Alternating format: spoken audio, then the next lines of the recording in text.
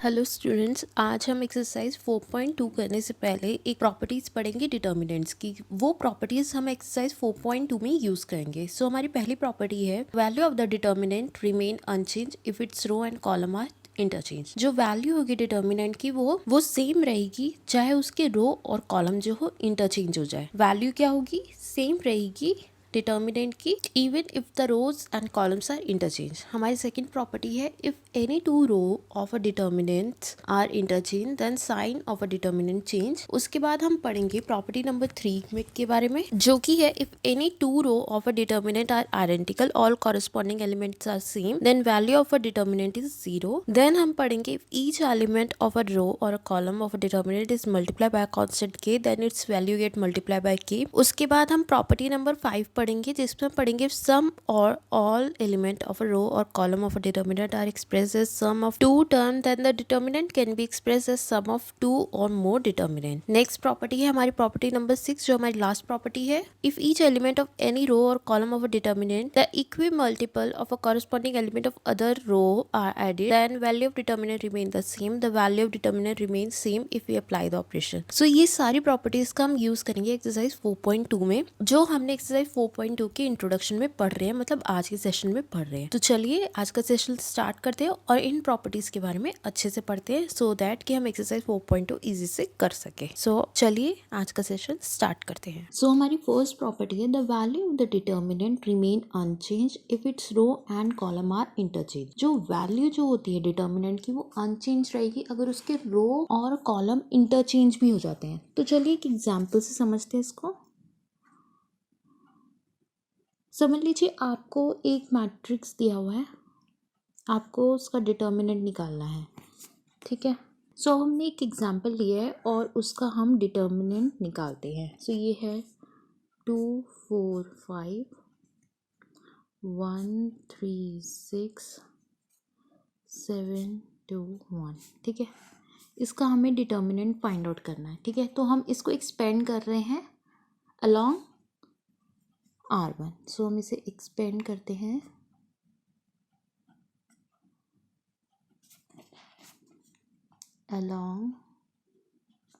Expand along R1 से हम इसे एक्सपेंड करते हैं, मतलब सिर्फ R1 से ही हम इसको करेंगे। तो ये लिया 2। जब हमने फर्स्ट रो का पहला ये लिया है तो हम ये वाले नंबर्स लेंगे, ठीक है। जैसे कि हम इसको और इसको लीव करके ये दोनों, क्योंकि हमने एक्सपेंड फर्स्ट रो में किया ना, तो हम फर्स्ट रो के नंबर्स तो ले नहीं सकते, तो हम लेंगे 3 6 2 1 माइनस फिर ये number R1 to row 1 second column. So अब हम इस सेकेंड कॉलम को नहीं लेंगे और रो 1 से एक्सपेंड किया, तो हम लेंगे नंबर 1 7 6 1 प्लस 5, तो हम लेंगे 1 7 3 2। अगर आपको समझना है कि डिटर्मिनेंट कैसे फाइंड आउट किया जाता है तो एक्सरसाइज 4.1 करने से पहले एक इंट्रोडक्शन सेशन बनाया था, वो भी देख सकते हैं। और एक्सरसाइज 4.1 के सारे सॉल्यूशंस भी आप देख सकते हो, उसमें आपको अच्छे से समझ में आ जाएगा कि आप डिटर्मिनेंट कैसे फाइंड आउट करते हैं। तो चलिए अब हम इसको सॉल्व करते हैं। तो ये आएगा 2 3 into 1 minus 6 into 2 minus 4 1 into 1 minus 7 into 6 plus 5 1 into 2 minus 7 into 3, ठीक है। अब इसे हम सॉल्व करते हैं। देखिए इसको सॉल्व कैसे करेंगे, पहले 3 को 1 से करेंगे, फिर 2 को 6 से करेंगे, पहले 1 को 1 से करेंगे, फिर 6 को 7 से करेंगे। अब इसे हम सॉल्व करते हैं। तो यह है 2 3 इंटू 3 इज 3 माइनस 6 2 ज़ा 12 माइनस 4 1 इंटू 1 इज 1 माइनस 7 6 ज़ा 42 प्लस 5 1 इंटू 2 इज 2 माइनस 3 7 ज़ा 21। अब इसको और सॉल्व करते हैं। 12 में से 3 गया तो कितना बचा 9, दोनों में से नंबर कौन सा बड़ा 12 12 गया कौन सा माइनस, तो माइनस लगा दिया। माइनस 4 42 में से 1 गया तो 41 बचा, दोनों में से नंबर कौन सा बड़ा 42 42 गया कौन सा साइन है माइनस का, तो माइनस लगा दिया। प्लस 5 21 में से 2 गए तो बचा 19, दोनों में से नंबर कौन सा बड़ा 21 21 क्या है कौन सा है माइनस का, तो माइनस लगा दिया, ठीक है। अब हम क्या करेंगे, इसे सॉल्व करते हैं। 2 into minus 9 is minus 18 minus, इसको ब्रैकेट में लिखो, 4 into minus 41 is minus 164 plus minus minus, 5 into -19 is 95। अब इसको और सॉल्व करते हैं तो ये आया -18 minus minus plus 164 minus 95, -18 plus 164 तो यह है 146। जब हम 164 में से 18 को माइनस करेंगे तो 146 आएगा। दोनों में से नंबर कौन सा बड़ा है? 164। क्या साइन है प्लस का? तो प्लस रहेगा। -95, 146 में से जब हम 95 को माइनस करेंगे तो हमारा क्या आएगा? 51। तो मतलब इसका डिटर्मिनेंट क्या है? 51। सो हमारा डिटर्मिनेंट आया 51। अब उसने क्या बोला? The value of the determinant, जो वैल्यू है डिटर्मिनेंट की सेम रहेगी अगर हम उसके रो और कॉलम को इंटरचेंज करते हैं। तो हम क्या करेंगे? इसी के ही हम रो और कॉलम को इंटरचेंज करते हैं। सो बाय देखते हैं कि क्या तब भी वैल्यू 51 आती है, डिटर्मिनेंट 51 आता है। देखते हैं। Bye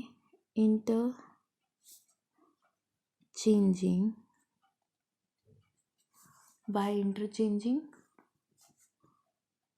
row and column we get, interchange करते हैं हम रो और कॉलम को तो देखते हैं हमें क्या मिलता है। ठीक है, ये हमारा क्या है? ये रो दिया हुआ है।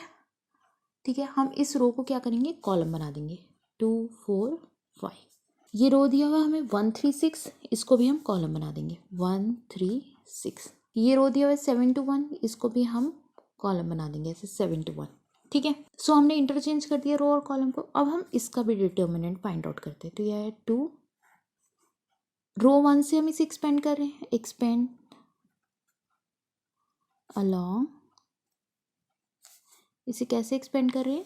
R1 से एक्सपेंड कर रहे हैं। R1 से एक्सपेंड करते तो R1 का कोई नंबर नहीं लेंगे, रो 1 का। ठीक है, हम रो 2 और रो 3 में करेंगे। R1 में कर रहे हैं तो उस कॉलम का कोई नंबर नहीं लेंगे, दूसरे कॉलम्स का लेंगे। तो यह 3 6 2 1 -1 4 5 2 1 +7 4 5 3 6। समझ में आया कि 7 में मैंने 4 5 2 1 क्यों नहीं लिया? क्योंकि उसी रो का नंबर ले रहे हैं। तो उस जिस रो का हम नंबर ले रहे हैं, जिस कॉलम का हम नंबर ले रहे हैं, उस कॉलम में हम एक्सपेंड नहीं करेंगे। हम ये लेंगे 4 5 3 6। ठीक है, मतलब हम ना ये लेंगे ना ये लेंगे, ये वाले लेंगे 4 3 5 6। ठीक है, जो हमने यहाँ पे लिखा है। अब इसको सॉल्व करते हैं। वैसे ही सॉल्व करेंगे। 2 3 into 1 is 3, 6 into 2 is 12, -1 4 into 1 is 4, -5 into 2 is 10, +7 4 into 6 is 24, -3 5 of 15। अब इसको और सॉल्व करते हैं। देखिए 12 में से 3 किया तो बचा 9। दोनों में से नंबर कौन सा बड़ा? 12। 12 किया कौन सा? माइनस, तो माइनस लगा दिया। यह है -4। 10 में से 4 गया तो कितना बचा? 6। दोनों में से नंबर कौन सा बड़ा? 10। 10 किया कौन सा? माइनस, तो माइनस लगा। +7 24 -15 इज 9। अब इसे और सॉल्व करते हैं तो यह आया हमारा 2 into -9 is -18, minus minus plus का 6, +7 9 सा इज 63। ठीक है, -18 + 6 माइनस प्लस माइनस, तो 18 में से 6 किया तो बचा 12। दोनों में से नंबर कौन सा बड़ा? 18। 18 क्या है कौन सा? माइनस का, तो माइनस, +63। ठीक है, 63 -12 + 63 माइनस प्लस माइनस, 63 में से 12 गया तो कितना बचा? 51। अब देखिए क्या हो रहा है। देखिए यहाँ पे डिटर्मिनेंट क्या था? 51। यहाँ पे भी डिटर्मिनेंट क्या है? 51। हमारी प्रॉपर्टी हमने प्रूव कर दी। प्रॉपर्टी क्या बोल रही थी हमें? कि वैल्यू ऑफ डिटर्मिनेंट जो है, जो वैल्यू ऑफ डिटर्मिनेंट है, जो आपकी 51 आई है यहाँ पे और जो 51 आई है यहाँ पे, ये सेम रहेगी चाहे उसके रो और कॉलम चेंज हो जाए। देखिए यहाँ पे हमने इसके रो और कॉलम चेंज करे ना, बट उसकी वैल्यू पे कोई भी असर नहीं पड़ा। तो आप आगे जब एक्सरसाइज 4.2 करेंगे तो आप इस प्रॉपर्टी का यूज करेंगे। चलिए अब नेक्स्ट प्रॉपर्टी के बारे में पढ़ते हैं। हमें हमारी सेकंड प्रॉपर्टी क्या दी हुई कि अगर दो रो को, जो डिटर्मिनेंट की दो रो है, अगर हम उन्हें इंटरचेंज करते हैं तो साइन ऑफ डिटर्मिनेंट भी चेंज हो जाएगा। जैसे कि हमारा लास्ट एग्जाम्पल था, उसके अकॉर्डिंग 2 4 5 1 3 6 7 2 1, इसकी जो डिटर्मिनेंट की वैल्यू आई थी वो आई थी हमारी 51। ठीक है, अब हम क्या करेंगे? इनकी दो रो की ना हम इंटरचेंज कर देंगे, दो रो को। तो देखते हैं तो क्या डिटर्मिनेंट का जो साइन है वो चेंज होता है या नहीं। तो हम क्या करेंगे? हम यहाँ पे इंटरचेंज कर देंगे फर्स्ट एंड थर्ड रो को। फर्स्ट और थर्ड रो को इंटरचेंज कर देंगे। ठीक है, तो देखते हैं हमें डिटर्मिनेंट क्या मिलता है। करते हैं। सेकेंड रो तो सेम ही है, फर्स्ट और थर्ड को इंटरचेंज कर रहे हैं, मतलब फर्स्ट को थर्ड में ला रहे हैं, थर्ड को फर्स्ट में। तो यह है 7 2 1 और यह है 2 4 5। अब इसका डिटर्मिनेंट फाइंड आउट करते हैं। तो हम कैसे फाइंड आउट करेंगे, वही एक्सपेंड करेंगे अलॉन्ग R1।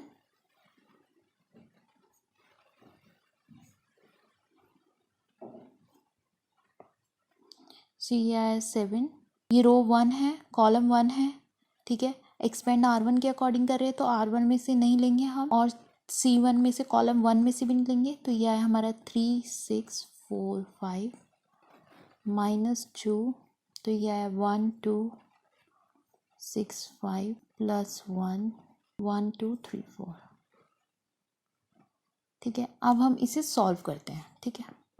तो जब हम इसे सॉल्व करेंगे तो यह है 7, यह है 3 × 5 -6 × 4 -2 1 × 5 -6 × 2 प्लस 1 1 × 4 -3 × 2, ठीक है। अब इसे हम आगे सॉल्व करते हैं। तो यह है 7 3 5 15 -6 4 24, यह है -2, यह है 1 5 5 -6 2 12, ये आया +1 1 × 4 = 4 3 2 6।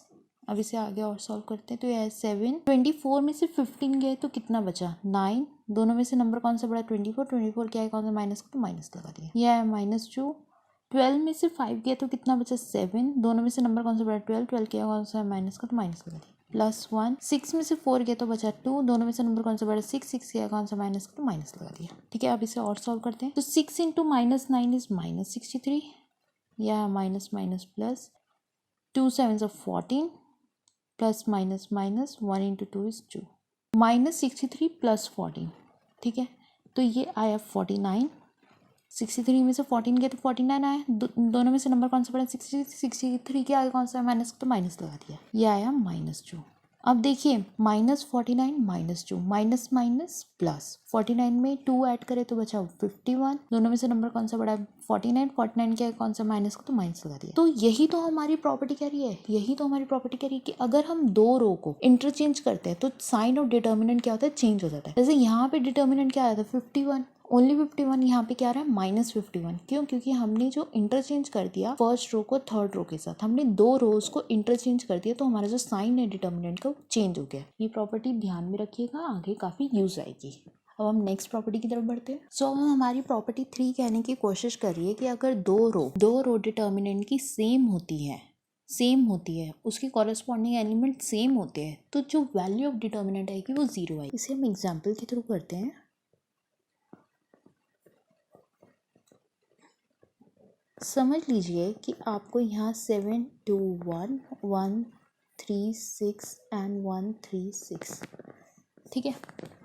सो अब आप देख सकते हैं कि ये जो दोनों रो है ये सेम है। अगर आपकी डिटर्मिनेंट की दो रो सेम होती है तो जो आपका डिटर्मिनेंट आएगा वो 0 आए। इसे सॉल्व करके देखते हैं इसे सॉल्व करके। तो हम इसे एक्सपेंड करते हैं अलॉन्ग R1 के अकॉर्डिंग हम इसे एक्सपेंड करते हैं, देखते हैं क्या आता है आंसर।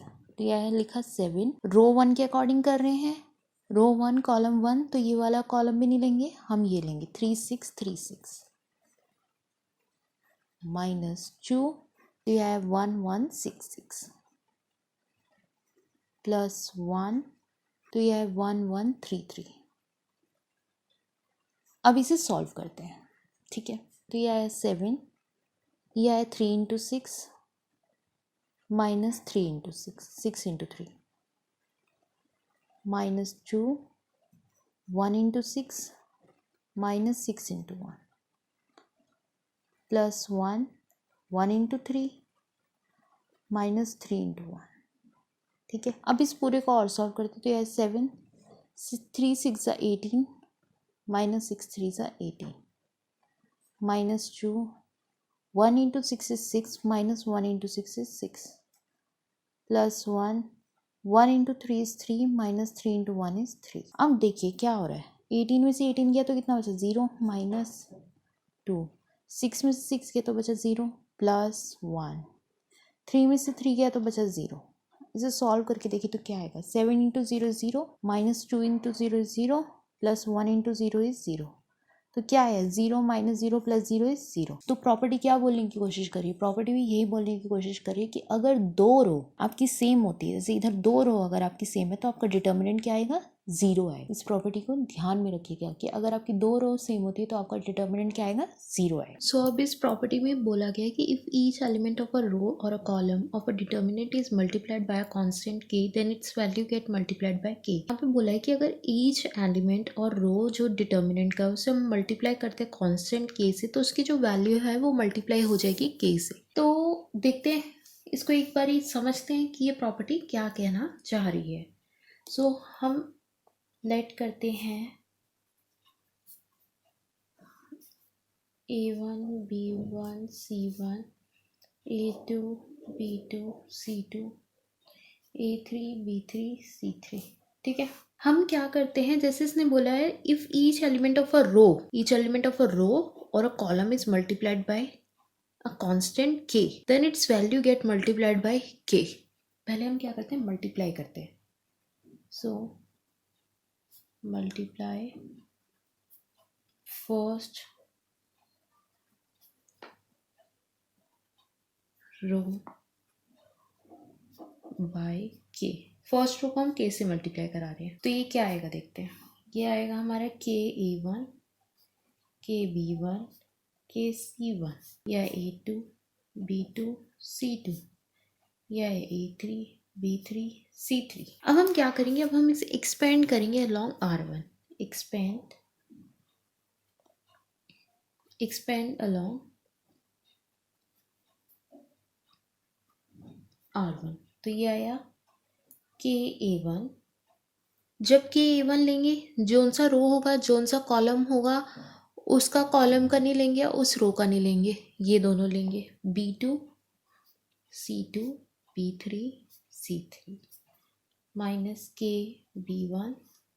इसमें भी ऐसे A2 A3 C2 C3।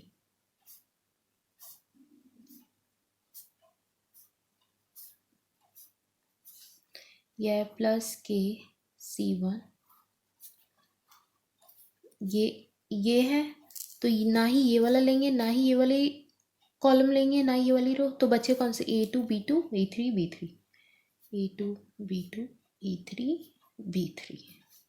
तो ये क्या है B2 C2 minus C2 B3।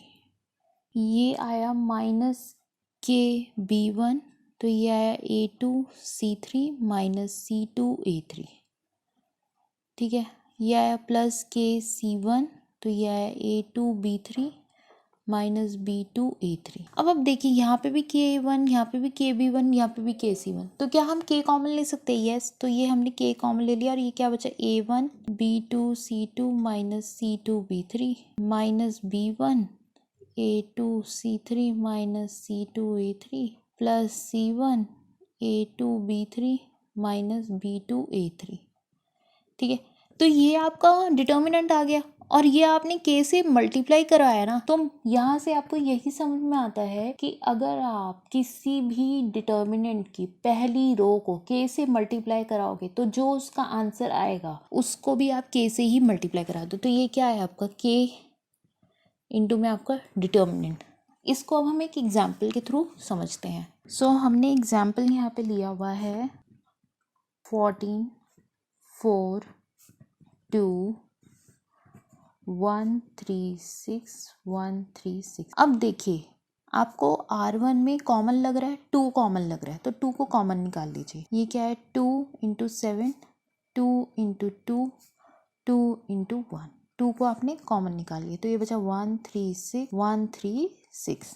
ठीक है, अब आप क्या करेंगे, जो आपने 2 को कॉमन निकाला है उसे आप बाहर कर लीजिए। 2 आपका क्या बचा 7 2 1 1 3 6 1 3 6। अभी ही आपने एक आइडेंटिटी एक प्रॉपर्टी पढ़ी थी कि अगर दो रो हमारी सेम हो तो जो हमारा डिटर्मिनेंट आएगा वो हमारा 0 आएगा।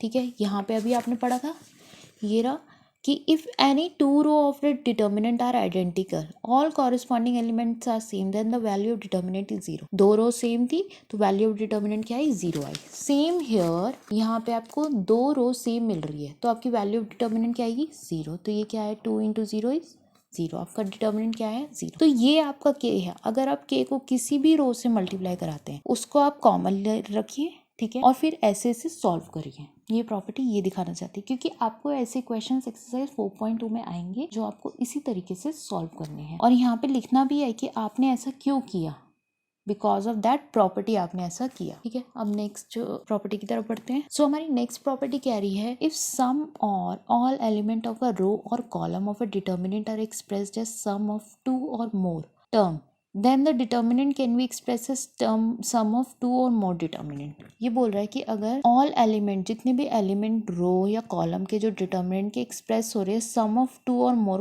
टर्म में, तो जो डिटर्मिनेंट है वो एक्सप्रेस होगा एज सम ऑफ टू और मोर डिटर्मिनेंट, ठीक है। जैसे कि यहाँ पे इसने क्या दिया हुआ, a plus lambda one, a plus lambda two, a3 plus lambda three, b1 b2 b3 c1 c2 c3। अगर आप इसे अलग करके लिखेंगे तो आप इसे कैसे लिखेंगे, आप इसे ऐसे लिखेंगे a1 a2 a3, a1 a2 a3 एक उसमें आ जाएगा, b1 b2 b3 same, c1 c2 c3 same, plus क्या लैम्डा, लैम्डा वाले को अलग लिखिए, lambda one lambda two lambda three, b1 b2 b3 c1 c2 c3 as same. जब आप इधर जैसे कि एग्जाम्पल दिया हुआ है हमने यहाँ पे x y z, x plus two है, y plus two B, z plus two C, a b c, तो आप इसे कैसे अलग करके लिखेंगे, ऐसे लिखेंगे x y z and a b c plus plus करके लिखेंगे x y z 2a 2b 2c and a b c, ठीक है। सो अब आप देखिए यहाँ पे भी आपकी दो रो आइडेंटिकल है। अगर आपकी दो रो आइडेंटिकल होती है तो आपका मैट्रिक्स क्या होता है, जीरो आता है। तो इसे लिख दीजिए जीरो प्लस, इधर देखिए यहाँ पे आपको सेकेंड रो में टू टू टू कॉमन दिख रहा है। अभी आपने प्रॉपर्टी 4 में क्या देखा था कि अगर आपकी किसी भी रो में k से मल्टीप्लाई हो रहा है, कोई नंबर कॉमन है तो उसे बाहर निकाल लीजिए। तो आपने क्या करा, 2 को ऐसे बाहर रख लीजिए और ये क्या है, x y z a b c, ठीक है। तो अब देखिए ये तो ऑलरेडी जीरो था ही, प्लस टू इंटू में देखिए दो रो फिर से आइडेंटिकल होगी। अगर दो रो आइडेंटिकल है तो आपका डिटर्मिनेंट क्या आएगा, ऑटोमेटिकली जीरो आएगा। तो ये क्या है, zero plus two into zero is zero which is zero. तो इसकी वैल्यू क्या है, जीरो। देखिए इसको सॉल्व करने के तरीके क्या है, ये आपको इसलिए ऐसी प्रॉपर्टी समझाई गई है। देखिए एक ही क्वेश्चन के अंदर आपको काफी सारी ऐसे प्रॉपर्टीज यूज करनी पड़ेगी। जैसे हमने बार बार ही आइडेंटिकल प्रॉपर्टी यूज करी कि अगर दो रो सेम है तो आपका डिटर्मिनेंट जीरो आएगा। अभी यहाँ पे क्या प्रॉपर्टी यूज करी जो अभी पढ़ी थी कि अगर एक रो में अगर आपका सेम कॉमन नंबर आ रहा है तो उसे बाहर ले लीजिए, ठीक है। अगर आप इसे कॉमन आउट कर लेंगे तो आपको दिखा कि हाँ दो रो कॉमन है, दो रो कॉमन है तो उसका डिटर्मिनेंट क्या आएगा, जीरो आएगा, ठीक है। उससे आपका इजी हो गया। अभी आपने क्या सीखा कि अगर आपके इसमें ऐसे हो रहा है x plus two a y plus two b z plus two c, तो ये दो भागों में डिवाइड हो जाएगा, ऐसे ऐसे आएगा, ठीक है। और आप इसे फिर आगे सॉल्व करें इस डिटर्मिनेंट को, ठीक है। सो चलिए अब नेक्स्ट प्रॉपर्टी की तरफ बढ़ते हैं। देखिए प्रॉपर्टी नंबर 6 क्या कह रही है, if to each element of any row और column of a determinant the equimultiple of corresponding element of other row are added then value of determinant remain the same, the value of determinant remain same if we apply the operation. ये बोल रहा है कि अगर each element रो का या column का जो डिटर्मिनेंट का वो इक्वी मल्टीपल हो रहा है कॉरेस्पॉन्डिंग एलिमेंट से, रो और कॉलम के, तो हम उसको ऐड कर सकते हैं, ठीक है। और उसी डिटर्मिनेंट में सेम अप्लाई करके आगे ऑपरेशन लगा सकते हैं। इसको एक हम एग्जाम्पल के थ्रू सॉल्व करेंगे। जैसे कि हमने यहाँ पे r1 प्लस के आर जे, देखिए इसको ना इस एग्जाम्पल के थ्रू हम प्रूव करते हैं। ये हमें एक क्वेश्चन दे दिया है, ये हमें एक डिटर्मिनेंट दे दिया, इसको हम सॉल्व करते हैं। देखिए अभी हमने प्रॉपर्टी 5 में क्या पढ़ा था कि अगर हमें इस फॉर्म में डिटर्मिनेंट दिया हो तो हम उसे टू पार्ट्स में डिवाइड कर लेंगे। तो पहले हम इसे लिख लेते हैं। ये हमें दिया हुआ है a1 प्लस के c1, a2 प्लस के c3, a3 प्लस के c3, ये के c3, ये के c2, यह आया b1 b2 b3, यह है c1 c2 c3। इसको हम दो पार्ट्स में डिवाइड कर लेंगे। तो ये आया हमारा a1 a2 a3, यह आया b1 b2 b3, यह है c1 c2 c3, यह आया प्लस ये आया KC1, KC2, KC3, क्या है B1, B2, B3, या है C1, C2, C3। प्रॉपर्टी 5 अभी यूज़ करी। क्या? अगर आपको ऐसे फॉर्म में दिया और डिटर्मिनेंट्स अलग, ये अलग हो जाएंगे, दो पार्ट्स में डिवाइड हो जाएंगे। अब प्रॉपर्टी नंबर 4 यूज़ करेंगे। क्या बोला था कि अगर कोई रो आपकी k से मल्टीप्लाई हो तो उस k को आप कॉमन ले लीजिए। अब हम k को कॉमन लेंगे यहाँ पे, तो ये क्या आया देखिए। सो ये तो आपका एज इट इज़ ही आ गया, A1, A2, A3, B1, B2, B3, C1, C2, C3। ये तो आपको यही डिटर्मिनेंट दिया हुआ है, तो इसको आपने ऐसे लिख दिया, k को कॉमन निकाला जैसे हमारी प्रॉपर्टी नंबर 4 में दिया हुआ था, और इसको ऐसे लिखा C1, C2, C3, B1, B2, B3, C1, C2, C3। अब देखिए, अब प्रॉपर्टी क्या यूज़ हो रही है कि अगर दो रो आइडेंटिकल है तो उनका डिटर्मिनेंट क्या आता है, ज़ीरो आता है। तो ये क्या है, delta plus k into zero is zero which is determinant. ठीक है, तो अभी आपने कौन सी प्रॉपर्टी का यूज़ करा, यहाँ पे आपने प्रॉपर्टी नंबर 5 का यूज़ करा, प्रॉपर्टी नंबर 6 का यूज़ करा, प्रॉपर्टी नंबर 4 का यूज़ करा, जो कि कहती है कि अगर दो रो आइडेंटिकल है, सेम है, तो उनका डिटर्मिनेंट ज़ीरो आएगा। प्रॉपर्टी नंबर 5 क्या कहते हैं कि अगर आपको इस फॉर्म में दिया तो आप उसे दो पार्ट्स में डिवाइड करेंगे। ठीक है, चलिए अब इसका एक क्वेश्चन भी करके देखते हैं कि आपको और अच्छे से समझ में। सो अब हम इसे सॉल्व करते हैं। ये हमें इस फॉर्म में दिया हुआ है। हम क्या करेंगे, अब R2 में एक फंक्शन अप्लाई करेंगे, R2 माइनस 2R1। ठीक है, तो मतलब R2 में अप्लाई कर रहे हैं, R1 और R3 सेम रहेगा, तो R1 और R3 को एज इट इज लिख दो, A plus B, A plus B plus C, 3A, 6A plus 3B, 10A plus 6B plus 3C। ठीक है, R2 क्या है, 2A माइनस 2R1। ये आया R2 क्या है, 2A माइनस 2R1, 2 इंटू में R1 क्या है A, तो ये आ गया 2A माइनस 2A इज 0, तो यहाँ लिख दिया हमने 0। R2 माइनस 2R1, R2 क्या है, 3A plus 2B minus 2R1, 2A plus 2 into B। ठीक है, इसको हम लिखते 3A plus 2B minus 2A plus minus minus 2B। तो 3A में से A 2A गया तो बचा A, और 2 प्लस का 2B माइनस की 2B से कैंसिल हो गया, तो यहाँ पे बचा बस A। अब R2 माइनस 2R1, तो ये आया R2 क्या दिया, 4A plus 3B plus 2C minus 2R1। 2R1 क्या है, A plus B plus C। तो सबसे पहले हम इसे सॉल्व कर देते हैं, 4A plus 3B plus 2C minus 2 into A 2A, 2 into B is 2B, 2 into C is 2C। अब इसे और सॉल्व करते हैं, 4A plus 3B minus 2C minus 2A plus minus minus 2B plus minus minus 2C। तो ये आया हमारा 4A में से 2A गया तो 4A में से 2A गया तो 2A बचा, माइनस 3B में से 2B गया तो B बचा, ये प्लस का 2C है, प्लस का 2C माइनस की 2C से कैंसिल हो जाएगा, तो ये क्या बचा, 2A माइनस B। ठीक है, सॉरी 2A प्लस B, क्योंकि 3B बड़ा है, 3B minus 2B is B and 3B बड़ा है, तो इसलिए 2A plus B। So now अब हम ऑपरेशन अप्लाई करेंगे R3 में, और R3 में हम क्या करेंगे, हम R3 में अप्लाई करेंगे R3 माइनस 3R1। ठीक है, R3 में अप्लाई करें तो R1 और R2 सेम रहेगा, तो R1 और R2 को एग्जैक्टली लिख दो, A plus B, A plus B plus C, 0A 2A plus B। देखें यहाँ पे क्या हो रहा है, R3 क्या है, 3A, तो ये क्या किया है इन्होंने, 3A माइनस 3 इंटू R1 मतलब 3 इंटू A, तो 3A माइनस 3A क्या हो जाएगा, 0, तो यहाँ लिख दिया आपने 0। ठीक है, R3 कितना है, 6A plus 3B minus 3 into में R1 is A plus B। अब इसको सॉल्व करते हैं, तो यह है 6A plus 3B minus 3 into A is 3A plus 3 into B is 3, तो ये आया 6A plus 3B minus 3A plus minus minus 3B। So plus का 3B माइनस की 3B से कैंसिल हो गया, 6A minus 3A is 3A, तो ये बचा हमारा 3A। ठीक है, अब इसको सॉल्व करते हैं, R3 कितना दिया हुआ है, 10A plus 6B plus 3C minus 3R1, R1 कितना दिया हुआ है, A plus B plus C। सो ये आया 10A plus 6B plus 3C minus 3A plus minus 3b plus minus 3c। तो प्लस का 3c माइनस के 3c से कैंसिल हो गए। 10a minus 3a is 7a plus 6a minus 3b is 3b। Plus का sign क्यों आया, क्योंकि 6 बड़ा है 3 से, तो इसलिए प्लस का साइन आया। तो ये क्या है 7a plus 3b।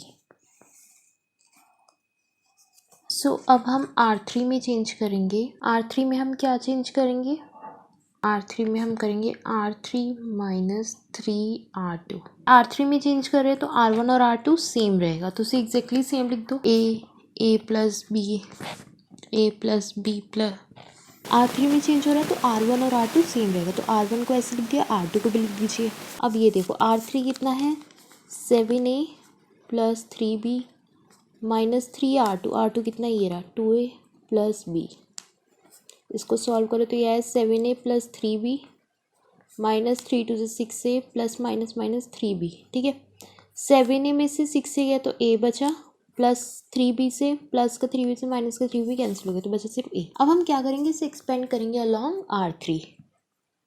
Expanding along R3 के अकॉर्डिंग एक्सपेंड करते हैं और अपना सॉल्यूशन निकालते हैं। अगर हम R3 के अकॉर्डिंग एक्सपेंड करेंगे तो ये दोनों हम लेंगे, क्योंकि रो थर्ड है और कॉलम भी 1 है, तो ये वाला और ये वाला नहीं लेंगे, हम ये दोनों को यूज़ करेंगे। तो यह a plus B, A plus B and 2a plus B.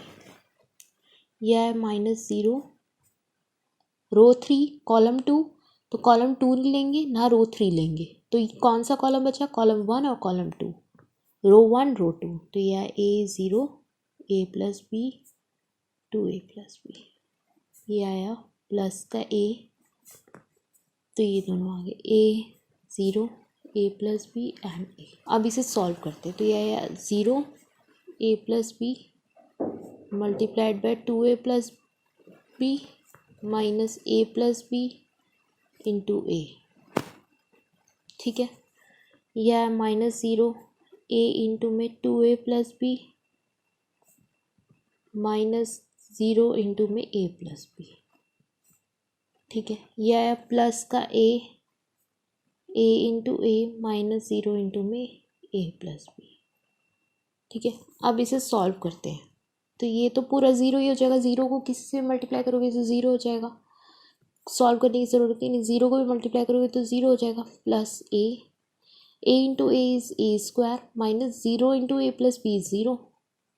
तो ये क्या आ गया 0 minus 0 is 0 minus a into में a square minus 0 is a square, ये प्लस आएगा, तो यह है 0 plus a into A square is a cube, 0 plus a cube is a cube.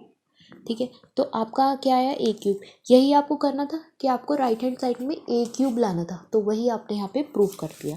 और यही आपकी जो प्रॉपर्टी नंबर 6 है, यही कह रही है कि आपको ट्रांसफॉर्मेशन करनी है, फिर डिटर्मिनेंट्स की ट्रांसफॉर्मेशन करके उन्हें सेम करके और फिर ऑपरेशन को अप्लाई करना। जैसे मैंने यहाँ पे लिखा आर आई प्लस के आर जे, ये है रो के अकॉर्डिंग, ये है कॉलम के अकॉर्डिंग, जैसे कि हमने इस एग्जाम्पल में किया है। ये आपकी एनसीईआरटी में से एग्जाम्पल लिया है।